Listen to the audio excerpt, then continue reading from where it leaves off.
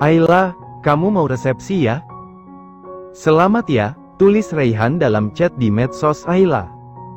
Lia, apa pulang dan datang kan? Ayla membalas pesan dari Raihan. Insya Allah, kalau kerjaan di sini beres, nanti pulang. Sekalian pengen lihat suaminya Ayla. Hati Ayla mencelos. Ia sudah berusaha ikhlas, tapi tetap saja hatinya masih memikirkan pria itu. Pria cinta pertamanya. Ayla menoleh pada Saki yang sibuk menyetir. Ia beristighfar dalam hati. Betapa bodohnya ia jika masih memikirkan lelaki lain yang tidak jelas hubungannya dengannya. Sedangkan dia sudah memiliki suami yang begitu sempurna dalam hal apapun. Ya Allah, hapuskanlah rasa ini untuk Raihan. Aku udah punya suami sesempurna ini. Jangan kotori hati ini dengan masih memikirkan lelaki lain, padahal sudah ada lelaki yang halal aku pikirkan. Kamu kenapa, Apa mabuk perjalanan lagi? Tanya Saki menoleh sekilas kemudian kembali fokus ke depan. Ayla menggeleng, enggak, waktu itu kan aku lagi ngidam. Makanya sampai mabok perjalanan. Kalau sekarang aku udah baik-baik aja, jadi nggak ada rasa mual atau apapun. Lia, maaf ya. Waktu itu kamu lagi ngidam malah naik kendaraan umum, bukannya naik mobil pribadi seperti sekarang. Makanya kamu sampai pusing gitu, ucap Saki meminta maaf. Itu kan sebelum aku tahu kalau abang orang kaya. Masa iya, abang yang sopir angkot tiba-tiba bawa mobil pribadi? Ini lupa jalannya kemana sih? Tanya Saki yang bingung saat ada di persimpangan. Ambil yang lurus aja, bang. Tapi perasaan dulu lewat sana ya. Saki menunjuk ke arah kiri. Itu waktu kita naik kendaraan umum. Kesana itu jalan ke pusat kota. Kalau mau cepat sampai ya sini, ucap Ayla menunjuk arah depan. Oh, kita lanjutkan perjalanannya. Lebih dari 3 jam baru sampai ke kampung halaman Ayla. Suasana asri menyambut kedatangan mereka. Matahari sudah mulai condong ke barat, jadi tidak sepanas tadi. Beruntung tidak sedang hujan. Karena sudah 2 hari tidak turun hujan meski di musim penghujan. Tidak bisa dibayangkan jika setelah diguyur hujan. Mobil mewah Saki dijamin bakalan seperti mesin pembajak sawah. Rumah Ayla sudah terlihat dan banyak sekali warga berlalu lalang di sana.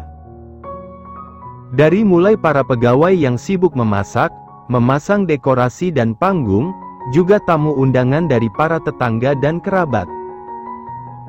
Biasa kalau di kampung, jika ada yang hajatan akan banyak tetangga dan kerabat datang memberikan sumbangan.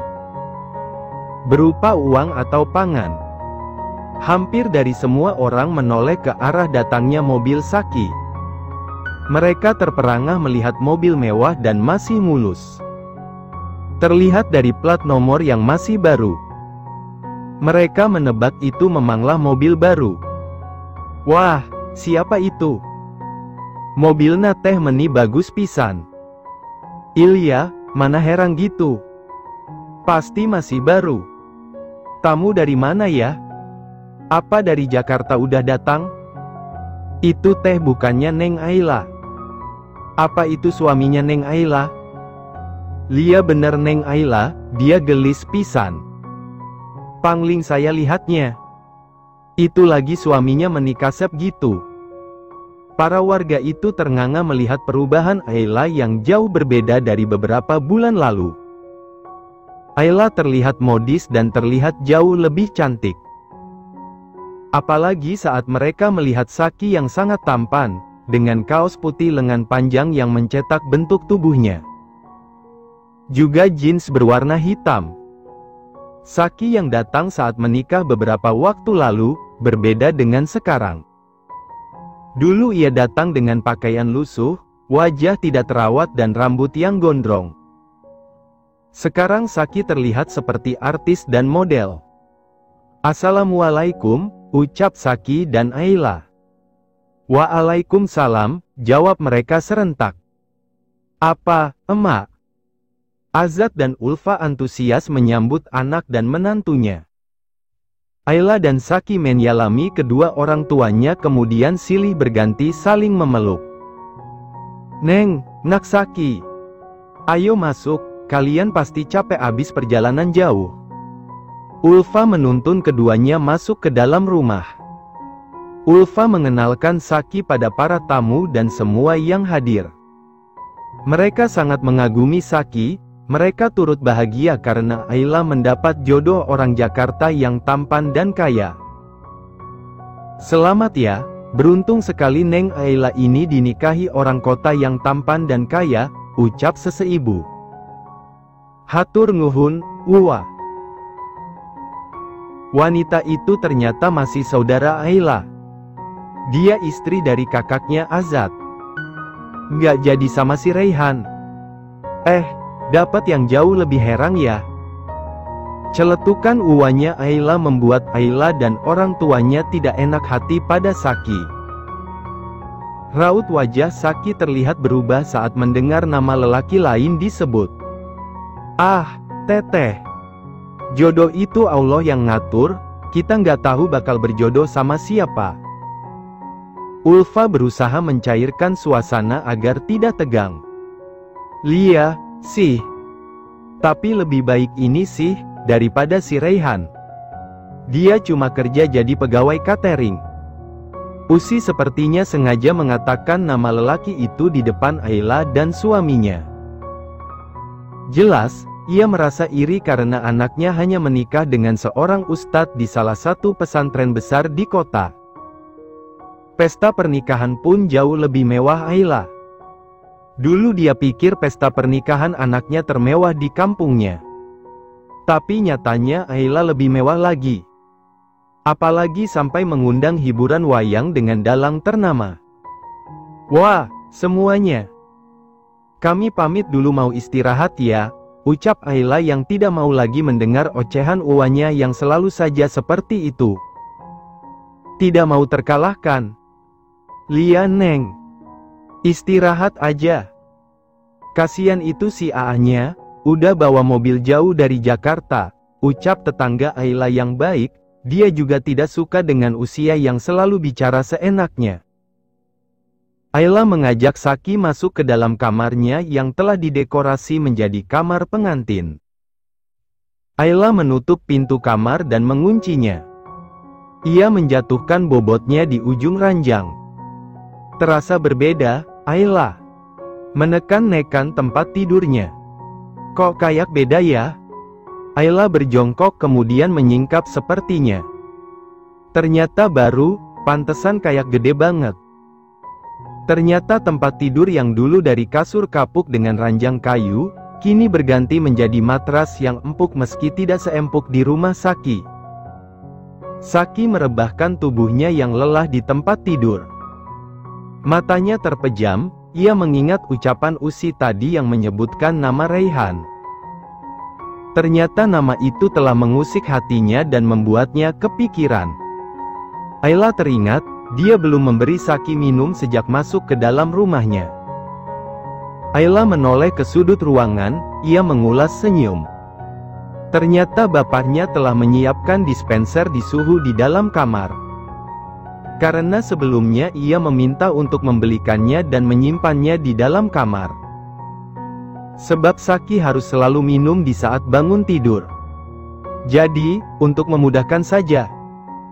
"Bang, minum dulu." Ayla menepuk pelan paha Saki, dan Saki langsung membuka matanya kemudian duduk. "Makasih, ya." Saki meraih gelas dari tangan Ayla dan meminumnya hingga tandas. Setelah Saki minum, baru Ayla juga minum. Lantas ia kembali duduk di samping Saki. Ayla menunduk, ia tidak tahu harus berucap apa. Karena sejak uwanya tadi berbicara, Saki membungkam mulutnya dan tidak bersuara sedikit pun. "Bang!" panggil Ayla. Saki hanya mendehem tanpa menoleh. Jangan masukkan ke dalam hati ucapan Uwa Usi tadi. Dia kalau ngomong suka seenaknya, ucap Ayla. Ia menautkan kedua tangannya dan saling meremat. Masih belum ada balasan dari Saki membuat Ayla semakin khawatir. Bang, jangan diem mulu. Ngomong dong, aku kan jadi takut abang begini. Ayla memelas menato Saki. Saki terdengar menghela nafas berat. Ia menoleh pada Ayla dan mengulas senyum. Nggak apa-apa. Saki mengusap pelan rambut Ayla. Gitu dong, bang. Ngomong jangan diem aja, ucap Ayla memberengut. Tidur bentar yuk. Abang capek, tapi pengen dikekepin ayang. Saki menarik Ayla jatuh ke tempat tidur. Ia memeluk istrinya erat seakan takut untuk kehilangan. Malam ini Saki ikut bergabung dengan para bapak-bapak yang mengobrol di pos ronda. Mereka ngobrol ngalor ngidul dan saling bercanda. Sesekali mereka mengobrolkan soal pilpres yang akan digelar 2 minggu lagi. Mengeluh harga pangan yang mahal, harga beras yang mahal dan langka. Sampai membahas pertanian. Ternyata bukan kaum emak-emak saja yang hobi ngerumpi. Ternyata bapak-bapak juga terkadang begitu. Dari pembahasannya Saki tahu jika mayoritas dari mereka itu petani. Tidak hanya orang tua bahkan pemuda juga ikut bergabung. Saki salut pada mereka masih muda tapi sudah pandai menghasilkan uang dari hasil bertani. Mereka yang masih muda karena putus sekolah, tidak pernah malu menjadi petani. Dari hasil bertani mereka bisa membeli kendaraan bahkan membangun rumah sendiri. Padahal kebanyakan dari mereka belum berumah tangga. Oh, iya. Abang di Jakarta kerja apa? Pernah dengar katanya sopir angkot ya? Tapi kok bisa punya mobil semewah itu? Udah gitu resepsinya juga mewah, ujar bapak-bapak seusianya. Kenapa dipanggil bapak? Karena dia sudah menikah dan memiliki 2 orang anak. Saya kerja. Pasti bukan sopir biasa. Mana ada sopir sekeren ini, sambar pria parubaya lainnya. Saki nyengir kuda karena belum banyak orang tahu siapa Saki sebenarnya. Hanya mertua dan adik ipar saja yang tahu.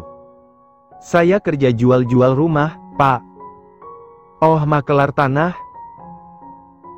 Tanya bapak tadi. Ya, semacam itulah.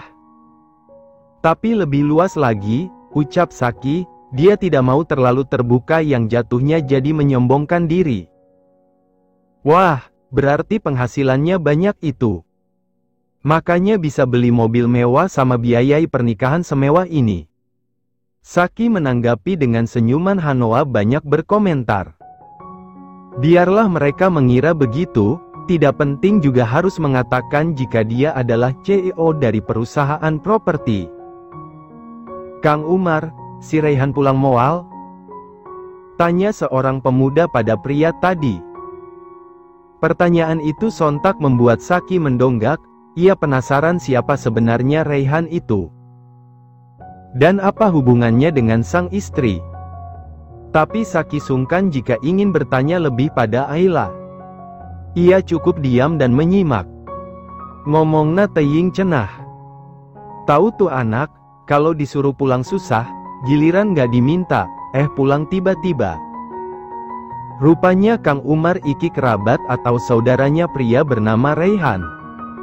Apa dia encan move on, makanya hente pulang? Meski kadang mereka ngobrol dengan bahasa Sunda, tapi sedikit banyak Saki tahu. Karena dulu saat jadi sopir angkot ada 2 orang temannya orang Sunda. Hus, jangan gitu. Ada suaminya, ucap Kang Umar. Saki mengernyit, kenapa obrolan mereka seperti mengarah padanya. Nggak papanya, Bang. Paneng Ayla udah jadi istrinya abang, celetuk pemuda itu. Saki menanggapi dengan cengiran saja, ia tidak tahu harus menyahutinya bagaimana. Tapi sepertinya Raihan ada hubungannya dengan masa lalu Ayla. Ia baru mengenal istrinya dan belum tahu seperti apa masa lalu istrinya. Meski telah berlalu, tapi ini cukup mengusik hatinya. Hampir pukul 11 malam, Saki baru memasuki rumah mertuanya. Dilihat di dalam rumah masih banyak yang terjaga. Mereka sibuk memotong dan memasak. Apa seperti ini ya tradisi pernikahan di kampung? Padahal ini baru H3, tapi sudah sesibuk ini. Apalagi jika waktunya tiba, mungkin akan lebih sibuk lagi. Udah. Pengantin gak boleh kecapean. Ini udah larut, sana tidur. Ajak abangnya masuk kamar, ucap seorang ibu yang terlihat lebih tua dari yang lainnya. Iya Mak. Ayla beranjak kemudian mencuci tangan sebelum masuk ke dalam kamar bersama Saki. Tidak ada yang memulai pembicaraan, Saki tidur telentang matanya menerawang ke langit kamar Ayla. Tangannya ia letakkan di bawah kepala sebagai bantalan. Perlahan Ayla ikut berbaring di samping suaminya. "Bang, abang kenapa?" tanya Ayla hati-hati. "Abang gak kenapa-napa," jawab Saki tapi tatapannya masih mengarah ke atas. "Bohong, kalau gak kenapa-napa gak mungkin abang begini."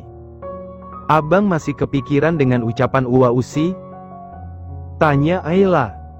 Ia cukup peka, karena semenjak Uwanya membahas soal Raihan, Saki jadi berubah. "Maaf.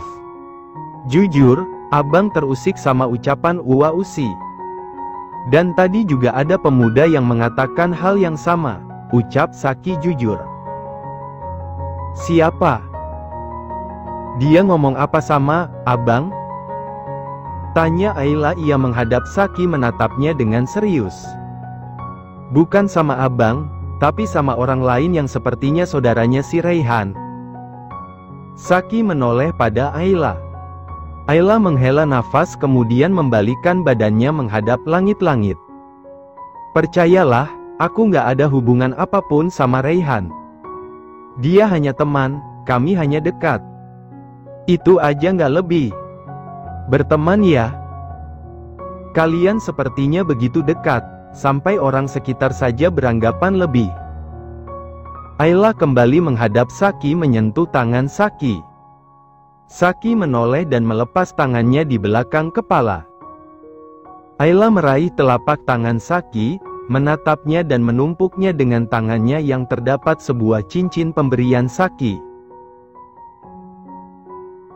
"Sedekat apapun aku sama dia di masa lalu, tapi tangan inilah yang berhasil menyentuhku. Tangan ini juga yang telah menjabat tangan apa saat ijab kabul. Tangan ini juga yang telah menyematkan cincin di jari manisku. Sejak saat itu, tanggung jawab apa ada pada abang. Maka sejak itu pula, surgaku ada pada abang. Aku telah bersedia menjadi istri abang. Dulu emang iya aku terima karena anak dalam kandunganku. Tapi aku sadar, jodoh Allah yang atur. Bagaimana caranya dan dengan siapa kita tidak tahu. Seyakin abang memilih aku, maka seyakin itu juga aku melabuhkan hati dan seluruh hidupku buat abang." Ungkapan perasaan Ayla barusan sangat menyentuh perasaan Saki.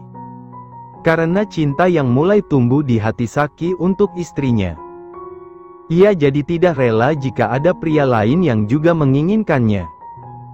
Ayla hanya miliknya, ia merasa terganggu dengan adanya pria yang berhubungan dengan istrinya. Tapi itu kan masa lalu, kenapa masih dipermasalahkan? Entah kapan ini terjadi sama abang.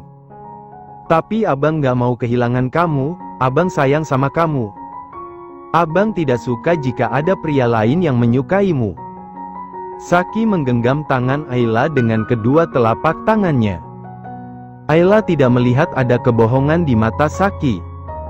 Semua yang Saki katakan terlihat tulus dari hati. "Yang penting sekarang aku sukanya sama abang." Ayla berucap malu-malu. Coba ulang sekali lagi, abang nggak dengar. Saki mencoba menggoda istrinya. Ish, abang. Mana ada nggak dengar? Orang aku ngomong di depan muka abang. Ayla memberengut. Ulang lagi, abang mau dengar sekali lagi. Lia. Aku suka sama abang. Puas. Ayla hendak berbalik tapi Saki menariknya ke dalam pelukan. Makasih, sayang. Abang juga suka sama kamu. Abang cinta dan sayang sama istri abang yang gemoy ini. Ish, kok gemoy sih? Lia, karena pipi kamu ini yang kenyal. Abang jadi pengen gigit. Ah. Orang di luar kamar saling pandang dengan senyum penuh arti. Mereka menebak yang ia mendengar jeritan Ayla yang seperti sebuah desa asterisan. Tetapi di dalam kamar Ayla membekap mulutnya karena sudah mengeluarkan suara laknut. Ini semua karena secara tiba-tiba Saki menggigit pipi cabinya. Sayang, jangan mancing. Kamu masih nifas, kalau abang gak kuat gimana coba? Saki berbisik di dekat telinga Ayla. Ayla menggelepak lengan suaminya karena berbicara ngawur. Abang apaan sih, ngapain gigit-gigit coba? Aku kaget kan jadinya. Dan siapa juga yang mancing-mancing, abangnya aja yang sensitif. Saki terkekeh geli, tapi beneran loh, sayang. Abang kangen suara kamu seperti itu. Malam itu kan abang setengah sadar ingetnya. Nifasnya kapan selesainya sih? Lama banget, udah nggak tahan puasa terus. Abang,